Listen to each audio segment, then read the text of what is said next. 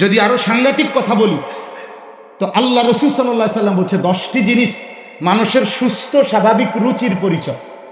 এই 10টার মধ্যে ফিতরাত, এর মধ্যে দাড়ি লম্বা করা, এটা মানুষের একটি সুস্থ স্বাভাবিক রুচির পরিচয়।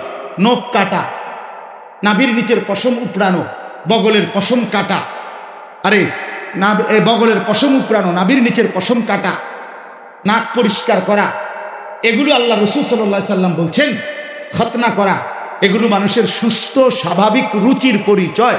এই জন্য এই মুখ ছোট করা, দাড়ি লম্বা করা, হ্যাঁ, নখ কাটা, নাক পরিষ্কার করা, বগলের পশম উপড়ানো, নাভির পশম নিচে পশম কাটা, খোদার কসম আল্লাহ রসুল সাল্লাল্লাহু আলাইহি সাল্লাম বলছেন এটা সুস্থ স্বাভাবিক রুচি। ফিতরাত, ফিতরাত মানুষের সৃষ্টিগত অভ্যাস, সৃষ্টিগত রুচি, সৃষ্টিগত আচরণ, এর ব্যতিক্রমটা সুস্থ রুচির পরিচয় হইতে পারে না।